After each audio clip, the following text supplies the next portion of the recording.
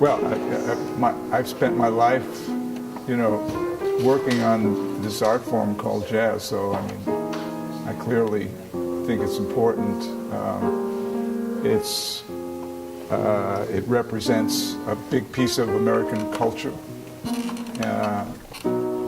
It has gone well beyond just American culture. I mean, it's kind of an art form practiced all over the world, and musics from all over the world have impacted on the music called jazz. So there's historical value, there's artistic value. It's a way of relating to people, both musicians and non-musicians alike.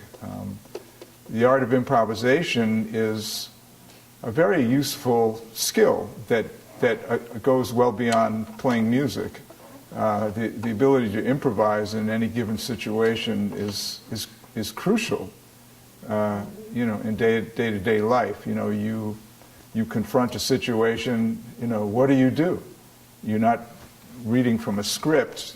Frequently you have to improvise something that's appropriate for whatever is happening in the moment. So, if you become articulate as an improviser in jazz music, well,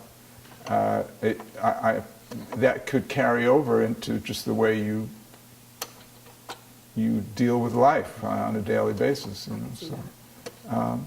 So there are, I mean, I travel all over the world and I play this music for people sometimes who don't speak English at all. But it's a universal language that people relate to, are inspired by. Okay. On an educational basis, it's a great opportunity for young people to get together and collaborate and make something happen. So there are many reasons why jazz should be kept moving forward.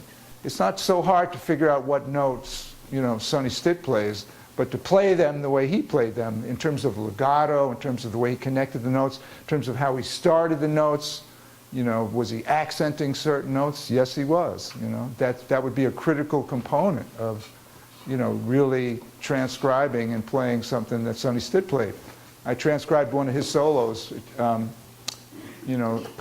the tune "Every Tub," sort of from the Basie book, that is based on "I've Got Rhythm," the rhythm changes. So. And Sonny Stitt played, although I've been playing this for so long now, I play it my own way, but he played these notes.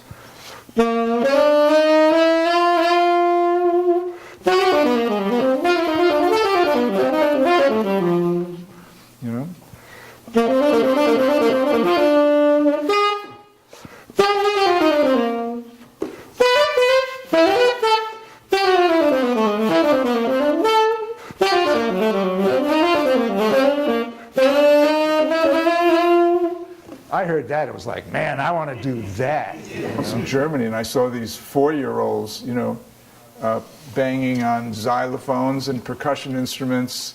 As part of this ORF. There's a system called ORF, O-R-F, and this gentleman, Willie Thomas, devised kind of a jazz version of that, and it was the most amazing thing to watch these young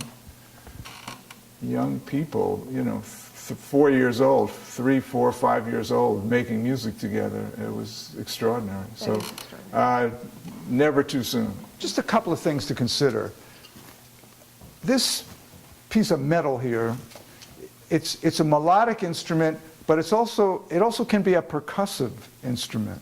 And what I mean by that is the way you start your note can actually add a very sort of percussive-like quality to your playing that ultimately would make things swing perhaps a little bit more, or certainly give it a little more in terms of texture and dynamic. Something, I mean, there's a breath attack where you go,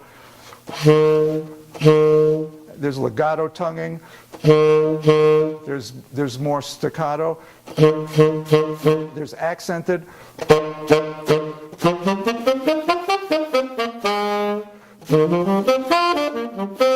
I mean, case in point, Sonny Rollins used such a vast array of different kinds of articulations and attacks. That might be something for you to just explore, you know?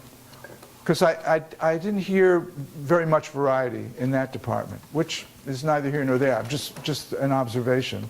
And it's something... You know, it's hard to single out any one or two or three people. I've been very fortunate to have a long, you know, prosperous career playing this music with a lot of great musicians.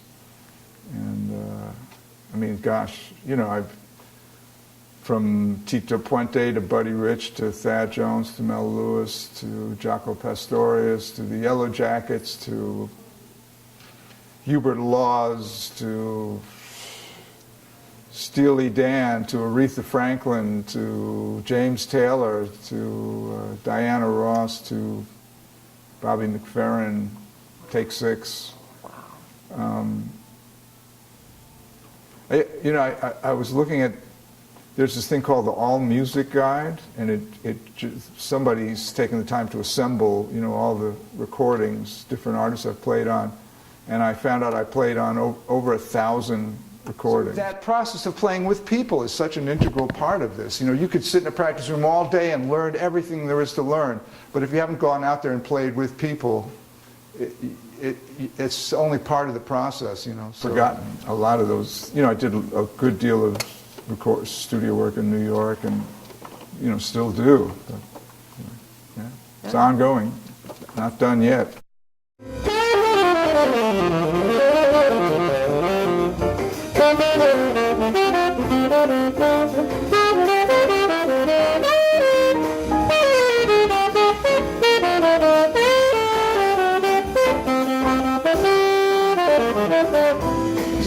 So on the 5, I mean, I'm not thinking chords. I'm not thinking anything. I'm not thinking. I'm just sort of listening to these musicians up here. I'm trying to find a spot in the conversation, you know. But I've played this tune an awful lot, and you know, I think I'm at a point where I really understand how the structure of this works. But that's where you want to be, right? So remember we were talking about earlier the different dynamics and sounds that come out of a saxophone. So I think the same holds true for any instrument. So in the case of guitar, if you consider you played in your solo just single note lines, right? So what other options might you have if you were soloing? What else might you do? Kind of like chords. Chords, okay. Sort of moving, you know, I mean, Wes Montgomery played these amazing kind of chordal, melodic things, right? What else could you do? Octaves. Octaves, yeah. So those two things are, you know, certainly should be in your toolbox, you know, for sure. And used in such a way where there's, you know, you might start single line.